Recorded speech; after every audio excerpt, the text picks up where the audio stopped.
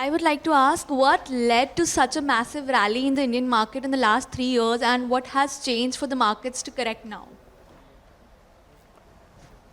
Yeah, I think so. Yeah, I'll start. So I think post, I mean, during COVID, obviously we have seen a massive market fall. Almost market has fall. I mean, the fall was to the extent of, I guess, 35 to 40%.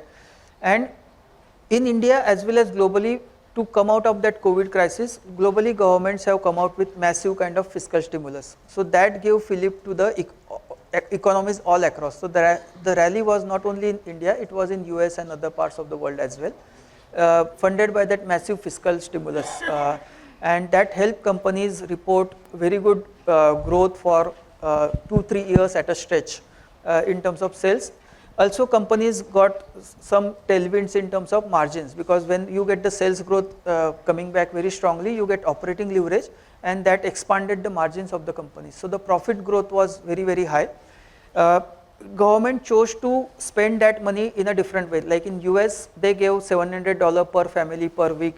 So they gave the consumption stimulus. In our case, fortunately, government spent what is required, obviously, during COVID, but the large part of the spend is diverted towards capital expenditure, building nation. So before COVID, we were spending around 3.5 lakh crore every year, but now we are spending almost 10-11 lakh every year. So I think that is a very good decision taken by Government of India, because every economy was needed to be stimulated to come out of the COVID crisis, but we chose the right way of stimulating to the capital expenditure, and that helped actually the overall market doing very well. There's a lot of noise around the two T's nowadays, Trump and tariff. What is your take on the whole situation and its potential impact on the global and the Indian economy? I think it does have an impact, and it's pretty much sector oriented. All right, I think I spoke about it, that what he really wants to do, right? He really wants all his moves, if you try to understand, are very inflationary in nature, right? He wants to do manufacturing there, he wants to employ jobs, he wants to cut the taxes, right? Is his fiscal under control? The answer is no. Is his fiscal deficit under control? The answer is no. See, these are all, let's go back to about 1960 when actual manufacturing started in US, right? All these are negotiation tactics that happen. When you look at actual tariff, right, what we put, let's take an example, I think that'll be easy for the audience to understand. We put about 24% tax on what gets imported from US in auto, right?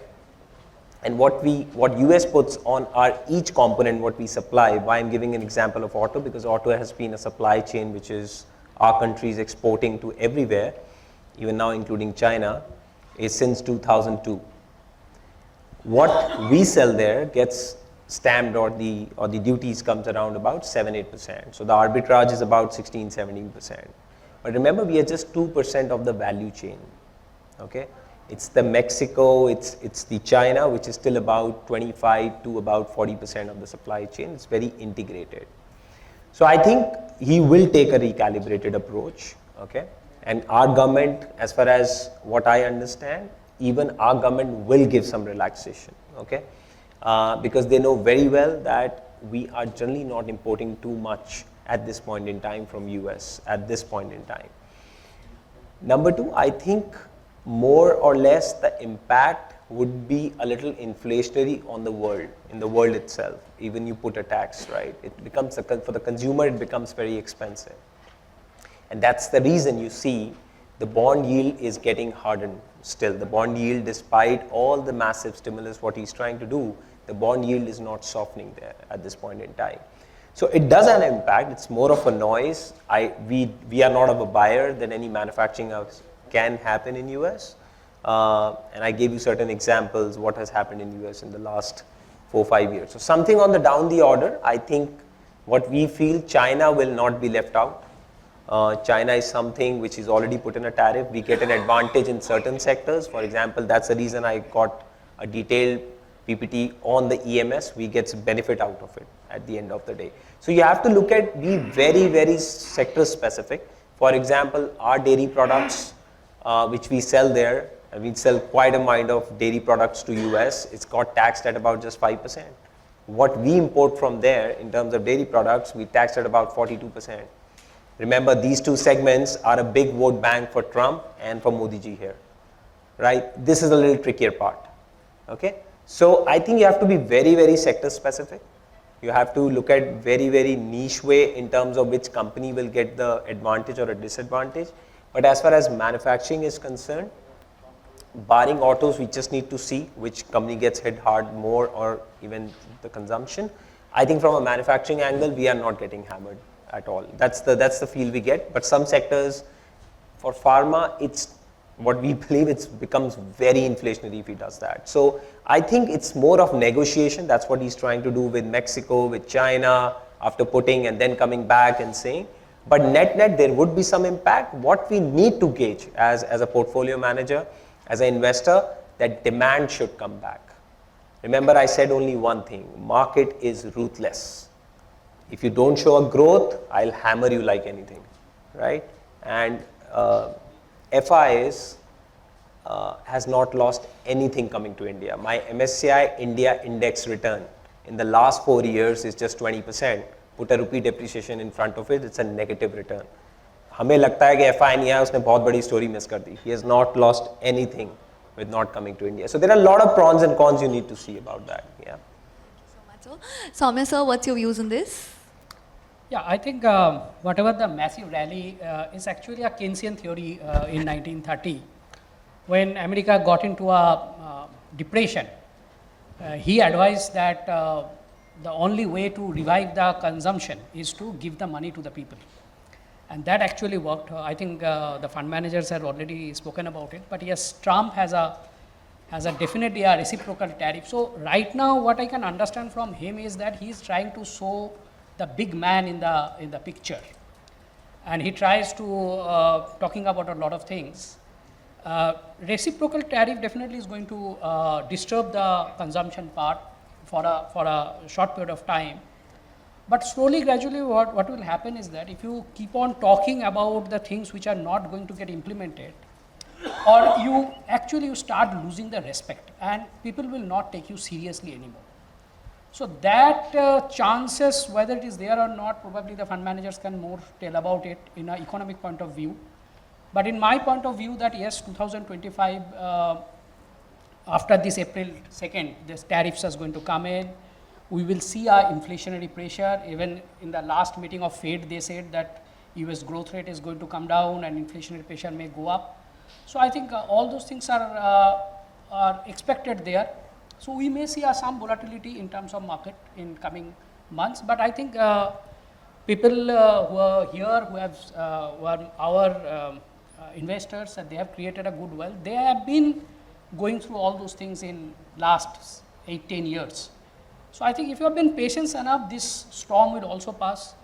But if you are trying to moving the portfolio around and trying to capture only the winners, I think that may not be a right decision at this point of time. So I think this is, I think, that massive rally happened in the US or the Indian is because of the people started getting, so US come down to the zero rate and everything, they started giving money to the people. So that has given the massive rally in the thing. Even housing market has gone up, but all those things have gone up.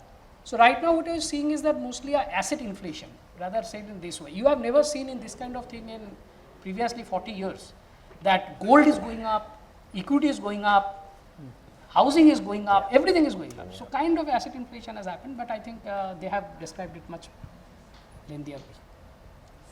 What are the best investment ideas, themes, or sector where one can invest in these current markets?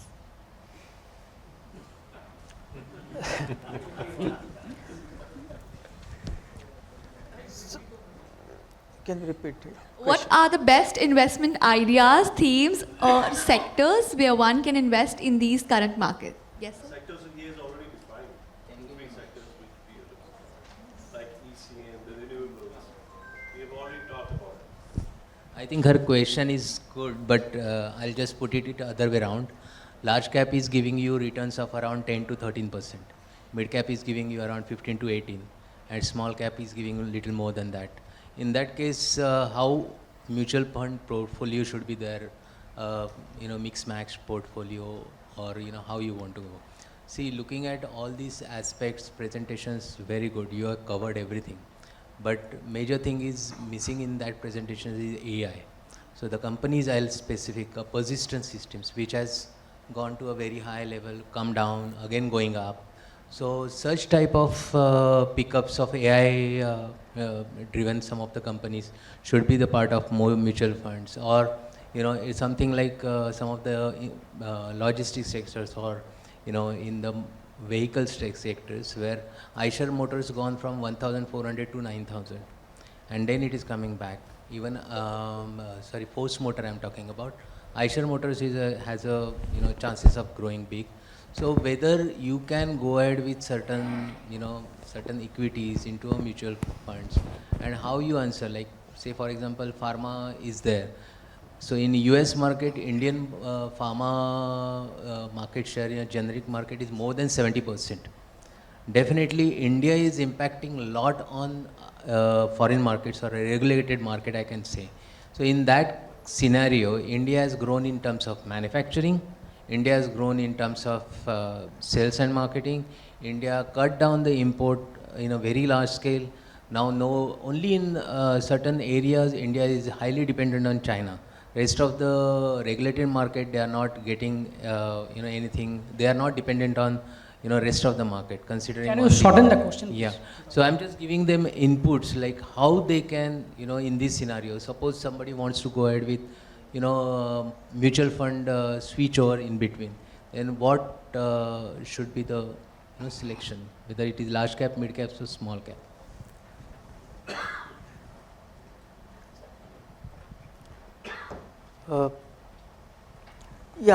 So I will talk first about the themes. I think so obviously themes, certain themes are there, and we have to be careful in terms of the cyclicality in each theme and business, because I can give you 2-3 themes now, but after 2-3 years they may not be relevant, or they may be very expensive, and hence we have to take money out of those kind of themes. So talking about themes is always very dangerous. We have seen examples of sectoral funds and all. I mean, they come and then they make huge money, but after that there can be a big thing. So I think we have to be very careful about these things, because we are just coming out of this experience of capital goods and infrastructure. From after COVID 21, 22, 24, we have got huge return, and then we have got this 40% fall also.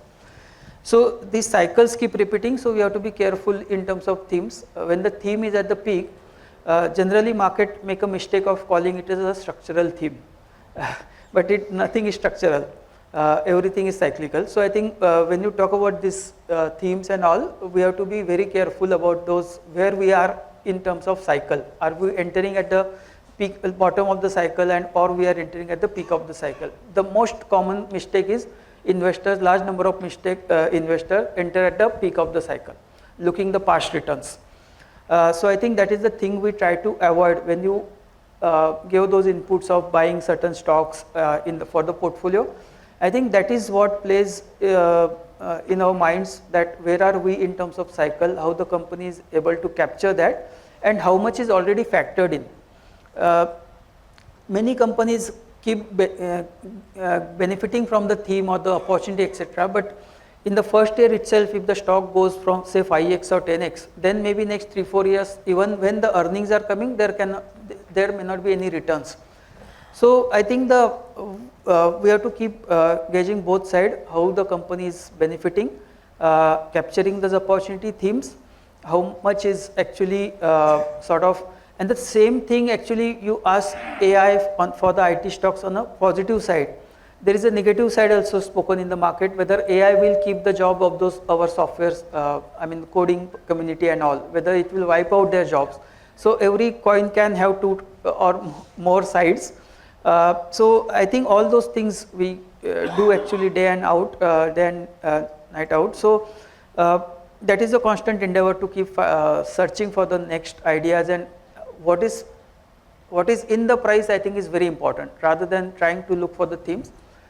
But having said that, I want to mention one sort of opportunity I like particularly is private hospitals. I think if you look at the way private banks sort of created wealth in last 15, 20 years, when they started in say 2000 to 2005 period, government banks were not able to service properly. The other part of the financiers like money lender or societies etc., they were charging very high rates and all. So RBI gave licenses to new private banks, and from they found out the gap of service quality and all, and they captured the market and created wealth. Fortunately, we have very good bankers like Mr. Aditya Puri, Uday Kotak, Mr. Kamath, KV Kamath etc., who developed those institutions. I think more or less we have the same setup now. The opportunity is huge. We know the population, obesity, diabetes, all those issues. Requirement is there. Government system is not good enough to service this need. The individual doctor hospitals etc., I think they are also not sort of building further, because it's very difficult to have those costly machines. The real estate prices have gone up. Nurses and ward boys, attrition is a challenge. So I think doctors are getting attached to private hospitals. So I think that is the way going forward for India. And fortunately, again, like I mentioned few names of private bankers, I believe the managements in private hospitals are very, very capable. They are aware of the opportunity, they are aware of the challenges, and they are solving those challenges. Having said that, it's not that there will not be any challenges. There will be challenges like government may come out with some pricing caps here and there. They will say reserve 20% bed for the poor section and all. And many other things can happen. But I think the opportunity is big. Managements are capable, so we can have a good opportunity in sort of building or getting wealth creation from that vertical. So, but obviously we have to be aware of the valuation. Valuations are high in that segment as well right now also. So we have to keep looking for opportunity to add. Sir, we will take it. We will take it. At the end of the thing, we will take it, because he has to go. Artificial intelligence, clean energy, and new age tech are shaping the future of global market, as Sir said. Which themes or sector do you believe will dominate the next decade, and how should investor think about the exposure to these mega trends? Sure. I think, as Atul also talked about AI, right? And there was some announcement of DeepSeek, right? DeepSeek, right? I don't know you guys have used that app or not. Try to use it up. It's pretty helpful at the end of the day. Now what it create demand for more coding, more data centers, right? There was a misconception that was created, because if Google charges a company, I'll give you exact amount, if Google charges a company $200 for about 5 minutes for your data, not putting an AI onto it, for example, let me put an example. Let's say you have 20 hotels surrounding, right? I as an investor need to gauge that what is the occupancy amongst these 20 hotels all the time, when it goes up, when it goes down. That's the AI. I'm putting in a very raw language so everyone understands. That's what AI does. He gives me that data to that company that, okay, look at these months, this goes up, occupancy, this comes down. That's the job of an AI. Google adds about $1,000 more to the client, and that gets to about $1,200. What DeepSeek says, okay, look, I'm going to do the same job at about $100 for you. That's the difference. What it creates massive data handling, because you'll get more users on his app. When you get more users on that app, you create a lot of data centers out of it, because data to chahiye. Data to aapka store rahega. So I think this create a lot of data centers investment. So what I talked about in my presentation about new themes, EMS, TND, data handling, and this is a new theme where Axis as a house is investing a lot.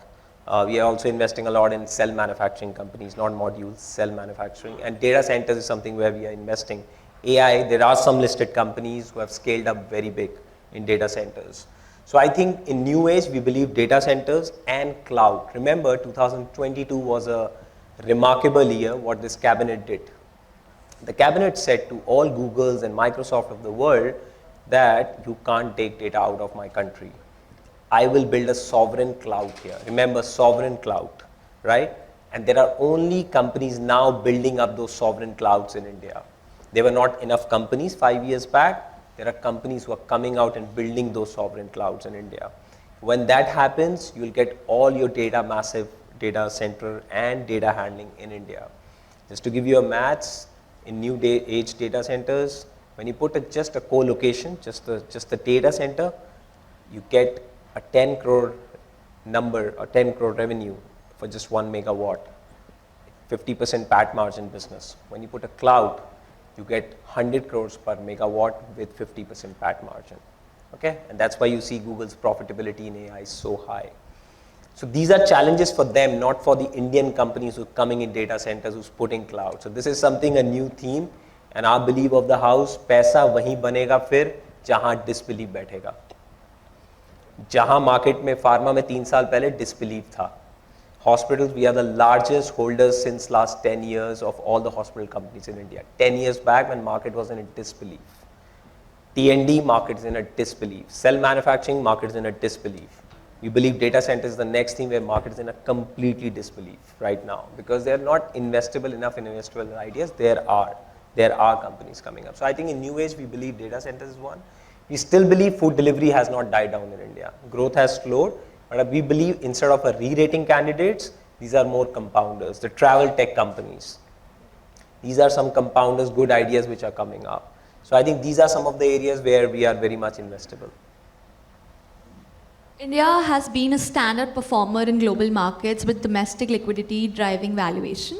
Do you see this trend continuing, or could external factors like FII outflows and global economic slowdown disrupts this momentum? I'll give you one example. I think a lot being talked about. I was traveling somewhere. This about thing of valuations. Okay, I'll give you an example, a simple example. Valuation, according to our house, is a very big misnomer, and I'll prove it to you in a very simple example. There's a company called Trent, right? आपने देखा होगा Zudio एक store है हमारे country में, right? That company grew 50% in last 5 years. All right. Now what happens that we as an investor, as a portfolio manager, sometimes get worried. Look, 50 is becoming 35. Valuation should come down. Give me 10 companies growing at 35. Valuation is not coming down, it's just going through the mean reversion. Obviously, 50 will not become 50 for the next 15 years. What happens when this company keep delivering 35% for next 5 years, the liquidity comes back to the straight company. And this is the reason there is a model like Bajaj Finance happened in this country. SDFC Bank return is not even an FD return in 5 years. I think you talked about iShare, not even an FD return in 5 years. He still sells 70,000 bikes till today, a month, what he sells you in 2018. And there's a problem in that model. Good example is Dixon. For example, Dixon. Great ROC, never did a dilution, still growing. Valuation, even at 20 times, investors were very skeptical. At 60 times, obviously, who has not invested 20 times, 60 times, पे कैसे वो मानेगा लेने के लिए? That's what I was trying to tell, that giving that in terms of India being a sub-performer, the valuations went higher. The valuations went higher because ideations came in the market. The liquidity, the retail was never a stakeholder in the market. What has happened now? Look at challenge for this government now. This government is talking about कि चलिए हम fiscal को 4.5 से 4 लेके आते हैं और हम खर्चा भी करेंगे, दोनों नहीं हो सकते. आज दिक्कत क्या हो गई है कि हम सब मार्केट के स्टेक होल्डर बन गए हैं, रिटेल के स्टेक होल्डर बन गए हैं. जब रिटेल इन्वेस्टर स्टेक होल्डर बनता है ना, तो उसको एक कॉन्सेप्ट सिखाया जाता है इंडिया में, ROE, राइट? या तो ग्रोथ आएगा या ROE आएगा. China didn't care about ROE, they talked about growth. That's how it happens, and that's the realization what this government is getting it. ROE छोड़ो, growth लाओ. Market is also asking you, किसने बोला मुझे 30% ROE चाहिए? Investor is not asking for 30% ROE from any companies. You give me 20% ROE, but growth 20% अगले 5 साल चाहिए. I think that's where I think the bigger scale ideas gets missed. And that's why I give you example like sir said about Dixon, talk about Bajaj Finance kind of a company. You miss, Bajaj Finance was a 5-time book 7 years back. Today it's also 4.5 book. Let's take an example of CG Power. Loss making company, 60p 5 years back. Today is also 60p. Valuation कहाँ सस्ता था? सब महंगा था.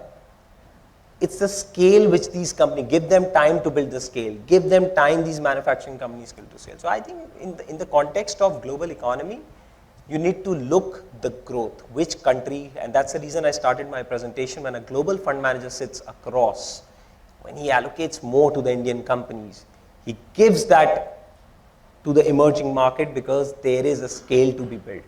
he takes that risk into his account. And that's why I said FI has not lost anything coming to India. Because अगर मेरी country का MSCI India written जो उसके लिए बेंचमार्क है, एक फंड मैनेजर जो सिंगापुर, हांगकांग, यूएस में बैठा है, अगर उसको 20% रिटर्न मिल रहा है 4 साल का, रुपी डेप्रिसिएशन से उसका नेगेटिव रिटर्न जा रहा है, तो इंडिया क्यों आएगा?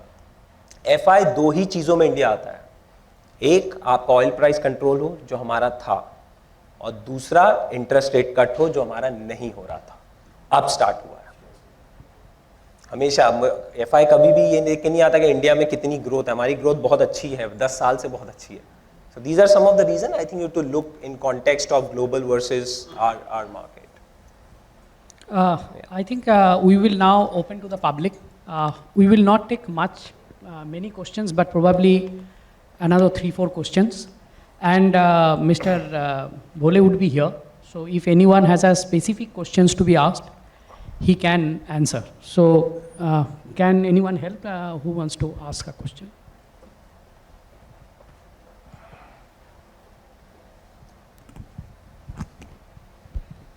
See, as a customer, I just wanted to ask that we are trusting Wealth Redefined, and they are trusting on the fund managers. So how we are going to, address all these issues, so that definitely we'll be doing it from our side. But as fund managers, what steps you are going to take to bring us out of this type of situations? We are invested, we are putting the SIPs, and every month things are going on. So what are the steps? In background, you people will be doing something.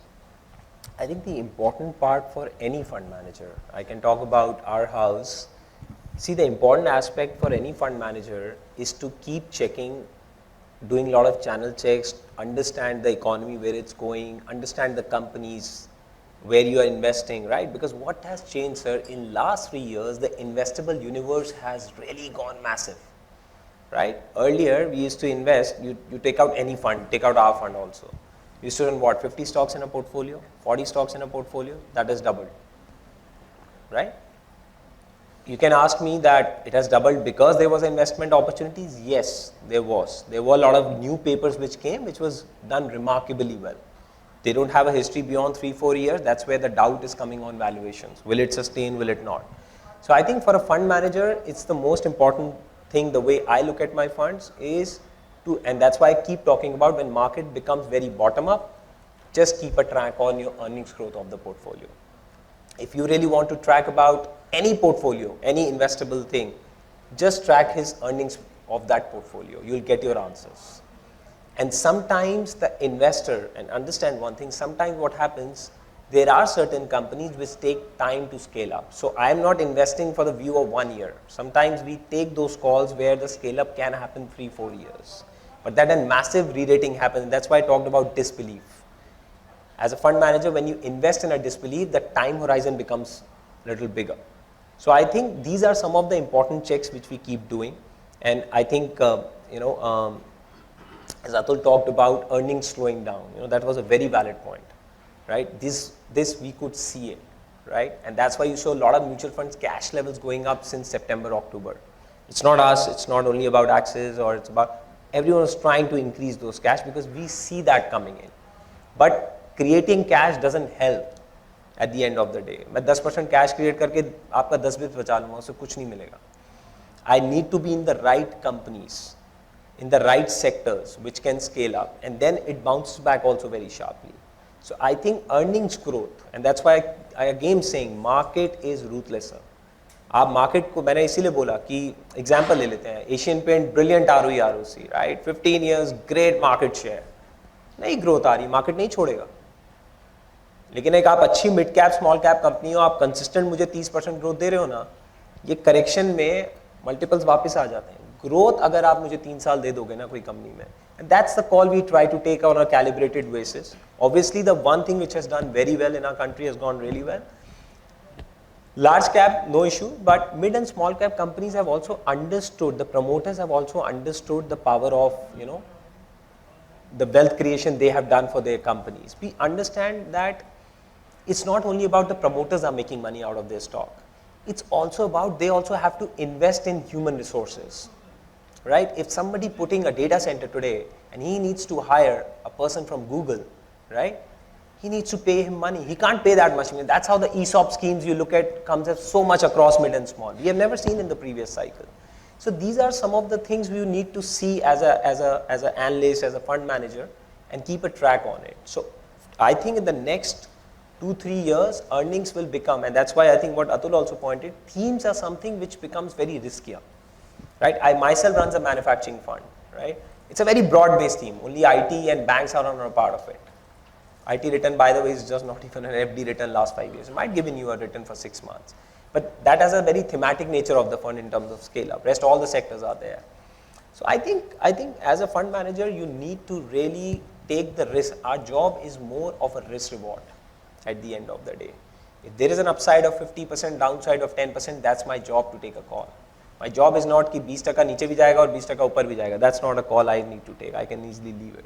So I think these are some of the checks we try to do in Axis as a house, and keep a tab on earnings growth. That's very important for us.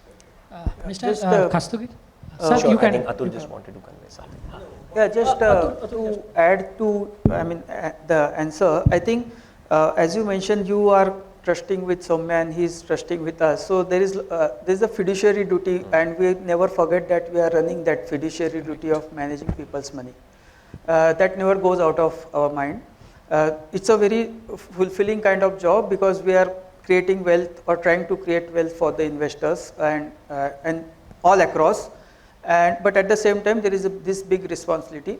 At the same time, we equally care about the reputation of our house, the Kotak or Axis, whatever. So there is a boundary within which our investment team functions. So we have a team of say 50 people, debt, equity combined, analyst, fund manager, etc. And there are boundaries what we can do and we cannot do. So there are every AMC will have a universe of stocks. So we have 450 stocks in our universe. Our analysts keep tracking them. We keep meeting those companies. We keep doing distributor channel checks. We keep visiting the plants and etc. And then we look at the management quality and all those things and take the investment decision. So there is full, big sort of rigor in terms of stock research from the bottom up, and also layering that with the top-down approach. So I think there is a lot of work happens at the background as you ask. So there are teams like 6-7 fund managers, 15 analysts, equally on the debt side, and this rigor. And there are obviously compliance and risk department looking at what we are doing in terms of the ordering, portfolio positioning, and all those things. So I think it's now Indian mutual fund industry has really evolved in last 10-15 years. And also regulator has been in last 5 years has been very vigilant in terms of how the industry functions. So a lot of sort of processes have improved, and that helps in terms of delivering kind of consistent return or etc. So That is very reassuring to know. thank you. Sir, this is the last question we will take. We are actually running out of time. I'd like to ask how the public sectors will function like steel, power, and gas and oil. Yeah. So I think first of all, the sectors you ask, the oil, gas and all, that is a commodity sector that has global linkages. Whatever happens globally, as oil price, if it is going at $90 and all, obviously our companies will be at the receiving end, because then the subsidies and all those things come into picture. So they have a lot to do with the commodities, global prices. At the same time, they are, as you said, public sector undertakings. So apart from the commercial aspects, they also have to fulfill the national duties at many times. So it takes a toll on profitability many a times, and also the efficiencies in terms of output of the employees, productivity of the employees, also those things are in question. Obviously, because of these challenges, they are valued accordingly. They trade at 10-12 P, while some companies we discussed, they are trading at 50-60 P. So everything is right at a price. So we have to be, particularly in that set, we cannot sit long. Like we took the call, did research, took the call, and we cannot sit for 5-10 years. We have to enter in that space at a price, and we have to look for the exit at a price. So I think there is that kind of tactical, so that set is always tactical, at least at our end in Kotak AMC. Sir, last question. What What is your take on gold? Institutions don't like anything. It's most sought after assets. Something, in the last 1 year or so, cost $3,000 almost now. And what do you see growing in the next 2-3 years down the line? I think it depends a lot. So the recent movements also function, as I talked about, very inflationary moves, right? So you see a lot of money shifting towards gold, right? See, as equity guys, we generally don't follow too much on the gold side, but we keep a tab on it because of the reason is how to take a call on the bond yield, because it works very in correlation. So I think longer term view has always been that gold, is bullish, because for the emerging guys, sitting for guys like us, the currencies never appreciate. Okay, so and that's the reason you see a lot of flows even in our country gets towards the gold ETFs and stuff like that. So I think near term what we were looking at it, and this was our view a year back, and my debt team still has a view that rupee going to 90. They still have that view. They still believe that gold will keep going up. Obviously there's a huge appreciation that happened recently, and it's function of how the inflationary moves will happen. But those are the moves we generally don't buy in, because those are the moves not possible. I mean, on the ground level, it doesn't look like possible, but I think was huge. But in starting, I said the most difficult animal to predict these days is that guy, what he really wants to do. So let's see. I think, but as a category, okay, and that's the reason at Axis House we never demean an index fund or a gold ETF, because these are categories in itself, right? So I don't think that much fall will happen, but appreciation will keep happening on based on the bond yield hardening that will happen. Sir, last question. Hello, good afternoon. My question is specifically for Shomo. Is it a better idea to go for lump sum investment whenever the market hits a low instead of the SIP route, keeping in mind the volatility these days? So actually, there is no better or a bad movement about that. Suppose that the market is low and we understand that this is actually the lowest point, it is always better to put the money in the lump sum, because you are buying at the lowest level. But who knows what is the lowest?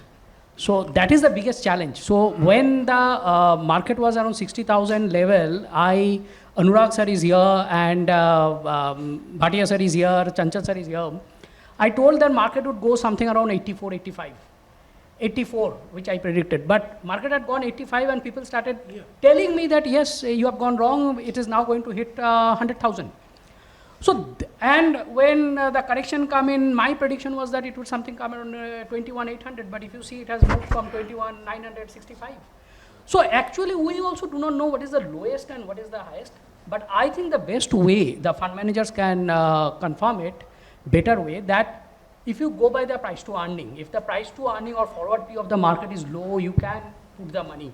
I think you don't have to look it. But most of the people who have really created wealth, I have seen that they have created wealth through SIP, because they have been consistent for a very long period of time. So that has actually helped them. I think that timing of the market, probably not that important. What is that spending time in the market? That probably worked for them, because I obviously cannot disclose anybody's portfolio. It has never been an ethical, and we never did it in any point of time. Even we do not disclose the portfolio to the wives unless and until it has been given to us. The thing is that I have seen some people who are sitting in this room who have created a massive wealth only because they spend the time in the market rather than timing the market. So I would recommend, sir, yes, timing the market is important. But if you spend enough time in the market, I think, sir, you will definitely going to get a much more better return.